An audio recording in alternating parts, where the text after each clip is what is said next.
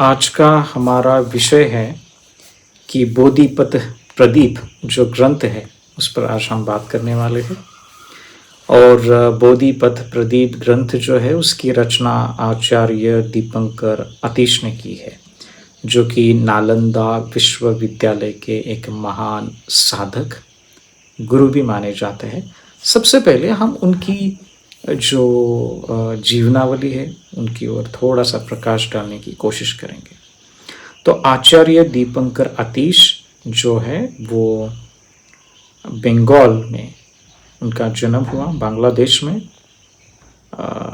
फिर उसके बाद जेहोर बोल के एक नाम का गांव है, वहाँ पर उनका एक राजघराने में जन्म हुआ, जो बहुत ही नटखट थे। जैसे जैसे बड़े हो गए वैसे वैसे उनको इस संसार के प्रति बहुत ही अनासक्त भाव उनको पैदा हुआ और उन्होंने सभी विद्याओं को, कलाओं को सीख करके वो प्रवीण हो गए। फिर उसके पश्चात उन्होंने 15 वर्ष की आयु में आतिश ने एक गैर बौद्ध विद्वान को शास्त्रों में हराया। जब उस समय पर एक डिबेट, शास्त्रार्थ जो था, उस समय की जो स्पर्धा हुआ करती थी, तो फिर राजसत्ता का त्याग कर शेरलिंगपा के एक शिष्य बने। फिर राहुल गुप्त से वज्रयान दीक्षा पाकर गुप्त प्रज्ञा वज्र का नाम धारण किया। 7 वर्ष तक गुरु सेवा कर संपूर्ण वज्रयान शिक्षा में निष्णात हुए। वज्रयान जो है वह एक ध्यान मार्ग है, एक अलग मूल्यों पर चलता है। वास्तविक वो बुद्ध से ही जुड़ी हुई शिक्षा है, लेकिन वो काफ़ी एडवांस है। आने वाले समय में हम उसके बारे में भी बात करेंगे।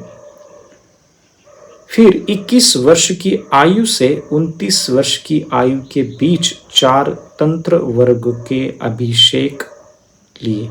4 तंत्र है बुद्ध ने जो तंत्र सिखाया है, तंत्रयान, क्रिया तंत्र, चर्या तंत्र, योग तंत्र और अनुत्तर योग तंत्र, इनको भी उन्होंने ठीक से पढ़ा, ध्यान किया। और उसके पश्चात संपूर्ण अध्ययन कर हृदयगम करने के अनेक श्रेष्ठ देवता जो होते हैं, डाइटीज महायान में जो देवता होते हैं, उन देवताओं के भी उनको कुछ दर्शन हुए और एक विशाल समाधि और व्यापक अलौकिक ज्ञान प्राप्त किया ध्यान के आधार पर। और गुरु शाल रक्षित से उन्होंने पूर्ण दीक्षा ली और उनका नाम दीपंकर श्रीज्ञान रखा गया, जो दीपंकर आतिश नाम से भी जाने जाते हैं। तत्पश्चात उन्होंने सभी यानों के त्रिपिटक का गहन अध्ययन किया। सभी यान, महायान, हीनयान, वज्रयान, तंत्रयान, सभी का उन्होंने गहन अध्ययन किया। उसके पश्चात अभिधर्म के 7 ग्रंथों के सारों का संक्षिप्तकरण करने वाले उस महान शास्त्र विशेष व्याख्या की, जो हम तिब्बती में उनको पालदेन अतिशा कहते हैं। लगभग 800 पोथी खंडों में है और उनका 12 वर्ष तक श्रवण और पूर्ण अध्ययन किया। कितनी गहरी पढ़ाई होती है धर्म की, ये आचार्य दीपंकर आतिश से हमें सीखना चाहिए। फिर गुरु सुवर्ण द्वीप, जिन्हें धर्मपाल कहा जाता है, महायान मार्ग के क्रमिक साधनाओं के सामान्य अभ्यास तथा विशेष रत्न तुल्य बोधिचित्त पर मन के प्रशिक्षण के गूढ़ उपदेशों का घड़ा भरने के लिए समान ग्रहण किया। तो उन्होंने अपने गुरु के साथ बैठकर उन्होंने बोधिचित्त की साधना काफ़ी गंभीरता से सीखी और अनेक तैर्थिक पंडितों को शास्त्रार्थ में पराजित किया। जो बुद्ध की शिक्षाओं को अन्य धर्म के, तैर्थिक माने अन्य धर्म के जो लोग हैं जिनको शास्त्रार्थ करना था, वो आतिशा के पास आते थे और आतिश उनको हरा देते थे। फिर आगे जाकर बोधिचित्त की प्रार्थना एवं शक्ति के प्रभाव से तिब्बत के नारी प्रदेश के धर्मराज येशे तथा उनके भतीजे ने असंख्य कठिनाइयां सहकर उन्हें तिब्बत में आमंत्रित किया, आचार्य दीपंकर आतिश को। फिर आगे जाकर उन्होंने दिव्य गुरु व्यंगछुब ने प्रभु अति से विनती की कि ज्ञानोदय मार्ग का दीपक नामक ग्रंथ की रचना आप करो, जिसे शब्द में कहा गया, जिसका हम आज अभ्यास करने वाले हैं। पालदेन दीपंकरा सृजान जेपे जंचुपलम गीटुन्मा, और जिसे बोधिपथ प्रदीप कहा गया, जो संस्कृत में उन्होंने रचना की थी। बाद में उसका अनुवाद तिब्बती भाषा में हुआ। फिर उसके तिब्बत के आगमन के बाद वे नारी जो प्रदेश है तिब्बत का, वहाँ पर वो 9 वर्ष तक रहे और भ्रांत विचारों की मलिनता से आच्छादित सभी प्राणियों को शुद्धिकरण करके उन्होंने रत्न समान ऐसे धर्म को उन्होंने लोगों को सिखाया। प्रभु आतिश ने चीन और तिब्बत दोनों में धर्म के लिए महान कार्य किए। जब उन्होंने अपने जीवन काल में वास्तविक शिष्यों को पूर्ण रूप से प्रशिक्षित कर लिया, तो उन्होंने अन्य धरती माने परलोक, जो अन्य लोक होता है, वहां पर प्रस्थान करने का निश्चय किया। जब कोई व्यक्ति बहुत ऊंची अवस्था में पहुंचता है तो उसे पता चलता है कि मृत्यु कब होने वाली है, या फिर वो खुद ही मृत्यु कब स्वीकार कर सकता है, ये उसके नियंत्रण में रहता है। फिर उसके पश्चात 16 वर्ष ऊर्जा बिंदु के क्रम के अनुरूप संकल्पों का उन्होंने संक्षिप्त अनुष्ठान पूरा किया और वे सामान्य जनों के दृष्टिकोण से उनकी आयु 73 वर्ष की थी और 1000 वर्ष 1054 काष्ठ अश्व वर्ष के ग्रीष्मकालीन मास की 18वीं स्थिति को न्यंथंग में उन्होंने महापरिनिर्वाण को प्राप्त हो गए। और उनके बहुत जो करीब शिष्य थे, भारत में मुख्य थे पंडित विटोब, धर्माकर्मी मध्यम सिंह और स्यानिंगपो आदि, और तिब्बत में रिंचेन सांगपो, नेंगसो लोसावा और महान योगी गोम्बावा, खुरिंग के 3 भाई और ऐसे अनगिनत शिष्य जो थे। तो वहाँ पर जो उन्होंने बोधिप्रदीप नाम की जो रचना की, वो काफ़ी बहुत चिंतनमय करने की है, अभ्यास करने के लायक है। एक व्यक्ति जो बुद्धत्व प्राप्त करना चाहता है, किस प्रकार से वह आगे जाकर अपनी मार्ग की परिक्रमा करता है और कैसे वो सभी सतों के कल्याण के प्रति बुद्धत्व प्राप्त करता है, इसलिए उसको बोधिपथ प्रदीप कहा गया।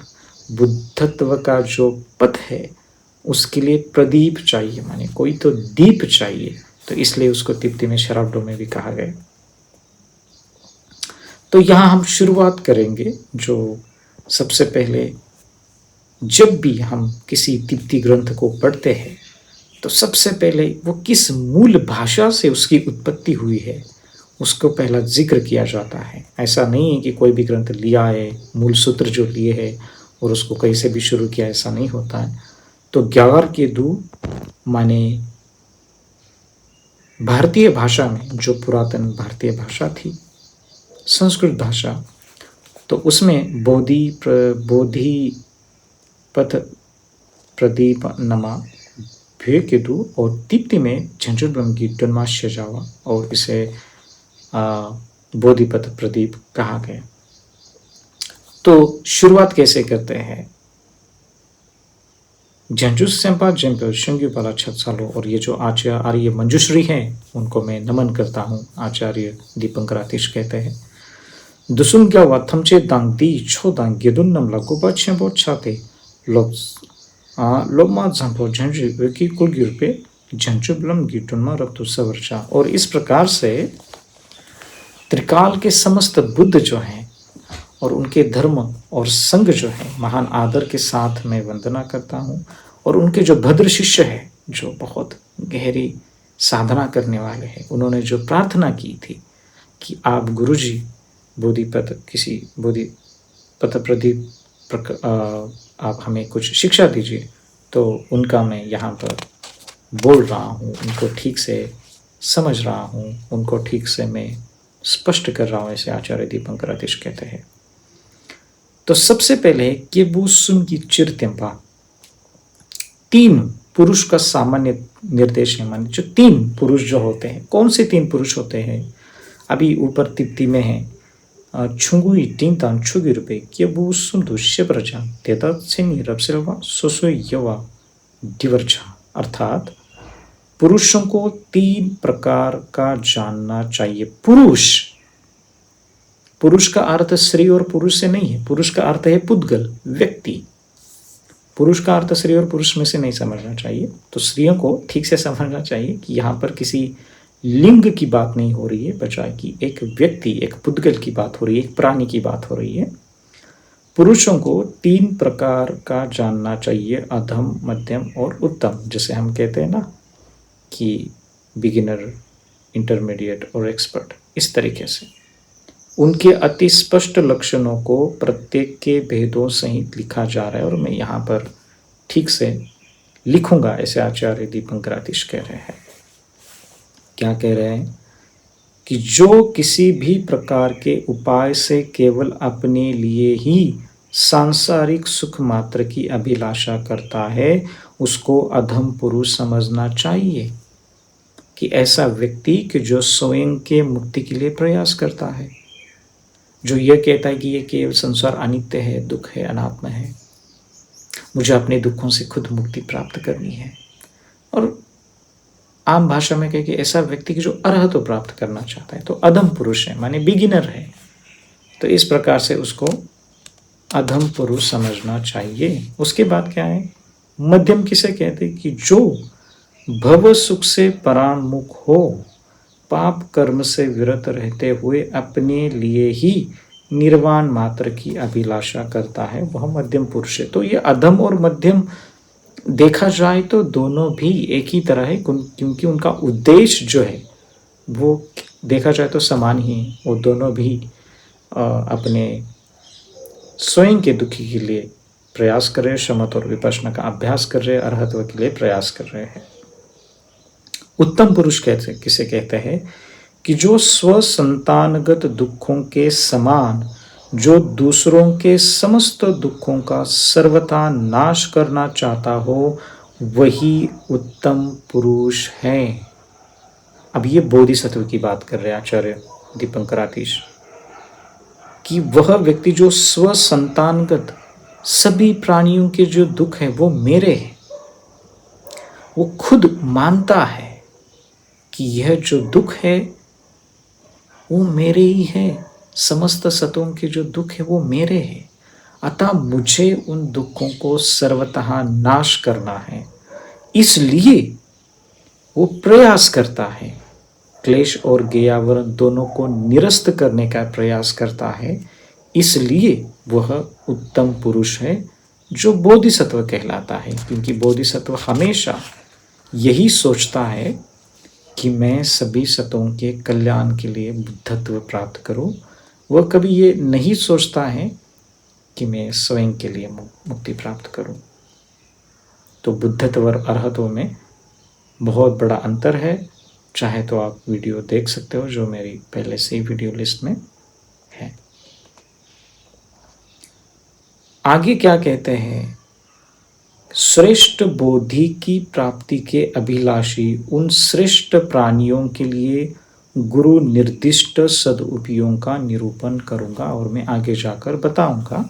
क्या बताते हैं, आमीष पूजा में कैसे गुरुओं की, बुद्धों की कैसे पूजा करूं, संबुद्धों के चित्र, मूर्ति आदि एवं स्तूप सद्धर्म के सामने स्थित होकर यथा प्राप्त बुद्ध पुष्प, धूप और आदि द्रव्यों की में सम्यक पूजा करनी चाहिए। कोई व्यक्ति चाहता है कि मुझे बुद्धत्व प्राप्त करना है, मुझे अरहत्व प्राप्त करना है, तो उसे चाहिए कि वो बुद्ध धर्म संघ की पूजा करे, बुद्धों की मूर्ति की पूजा करे, सुगंधित जल अर्पण करे, सुगंधित क्या अर्पण करे, धूप अर्पण करे, पुष्प अर्पण करे। इस प्रकार से पूजा करनी चाहिए, क्योंकि पुण्य बढ़ता है उससे। समंत्र भद्राचर्या में उक्त सप्त विधि पूजा को बोधि मंड पर्यंत अवैवर्तिक चित्त से जब तक मैं बुद्धत्व प्राप्त नहीं करूंगा तब तक मैं ऐसी ही पूजा करता रहूंगा, अंधश्रद्धा से नहीं बल्कि विवेकता से। त्रिरत्न में पूर्ण श्रद्धा के साथ घुटनों को भूमि पर रखकर सर्वप्रथम अंजलि बांधकर 3 बार शरण गमन करना चाहिए। जो त्रिरत्न है, बुद्ध, धर्म और संघ है, अपने घुटनों के बल पर टेक करके उन्हें 3 बार शरण गमन करना चाहिए।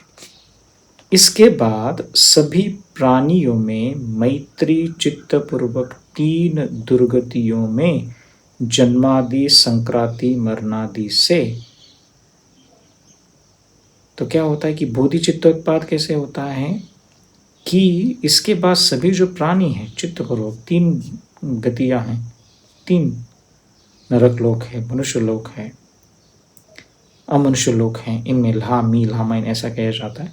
तो जो 3 दुर्गतियां हैं उनको मरणादि से सभी प्राणियों को दुखताओं से दुखी देखकर तथा दुख और उसके मूल कारणों से जगत को मुक्त करने की कामना करते हुए अवैवर्तिक प्रतिज्ञा के द्वारा बोधिचित्त उत्पन्न करना चाहिए।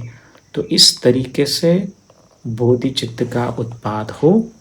कैसे हो कि सभी दुखताओं से दुखी देखकर और उनके मूल कारणों को देख करके बोधिचित्त का उत्पाद करना चाहिए। इस प्रकार से प्रणीत चित्त के उत्पाद के जो भी गुण हैं वे गंडव्य सूत्र में आर्य मैत्रेय द्वारा कहे हैं। तो प्रणिधान चित्त जो है वो कैसे उत्पन्न किया जाता है, जो गंडव्य सूत्र जो है उसके बारे में जो आर्य मैत्रेय बुद्ध जो आने वाले हैं, जो अभी बोधिसत्व के नाम से जाने जाते हैं, उन्होंने इसमें कहा है। इन सूत्रों का पाठ करके गुरु से श्रवण करके संबोधि चित्त के अनंत गुणों को इस प्रकार जानकर उसे स्थित कर निमित्तों के बार बार चित्तोत्पाद करना चाहिए। ये जो चित्तोत्पाद की बात हो रही है, ये हो रही है बोधिचित्त की बात। वीरदत्त परिपृच्छा सूत्र में इसके पुण्य का प्रदर्शन किया गया है। उसके केवल 3 श्लोकों का संक्षेप उल्लेख किया गया है। बोधिचित्त के जो पुण्य हैं यदि रूपवान होवे तो वह आकाश धातु को भरकर उससे भी अत्यधिक होंगे। बोधिचित्त का जो उत्पाद होता है तो उसकी पुण्य जो होते हैं वो बहुत बड़े होते हैं। जो व्यक्ति क्या कहे, गंगा के बालू कणों के समान असंख्य बुद्ध क्षेत्र को रत्नों से भर देता है, उसकी तुलना जो मैं केवल लोकनाथ के लिए करता हूँ। ये बोधिचित्त की बात कर रहे हैं कि जब बोधिचित्त उत्पन्न हो जाता है तो काफ़ी चित्त में अनेक प्रकार के अच्छे कुशल भाव जगते हैं। व्यक्ति साधना करने में और जुट जाता है और ये सोचता है कि मैं सभी प्राणियों के लिए बुद्धत्व प्राप्त करूं। अंजलिबद्ध प्रणाम करता है त्रिरत्नों को। तो ऐसे में चाहिए कि व्यक्ति को यदि बुद्धत्व प्राप्त करना है तो वो बोधिचित्त की साधना करे और मेडिटेशन करे, चिंतन करे और इस महायान के मार्ग पर वो आगे चलता रहे। तो आने वाले समय में ये जो ग्रंथ है काफ़ी बड़ा है। आने वाले समय में हम उसको एक एक भाग करके समझने का प्रयास करें। तो मैं आशा करता हूँ कि हम इस मार्ग को ठीक से समझेंगे। अधम, मध्यम और श्रेष्ठ पुरुष बनना है या नहीं, यह व्यक्ति के हाथ में है, उसके चित्त में है। यदि वो चाहे तो बुद्ध भी बन सकता है, चाहे तो वह अरहत भी बन सकता है। व्यक्ति व्यक्ति पर निर्भर करता है, उसकी पुण्य संभार भी निर्भर करते हैं।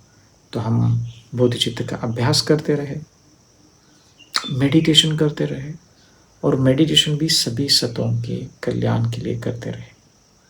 नमो बुद्धाय।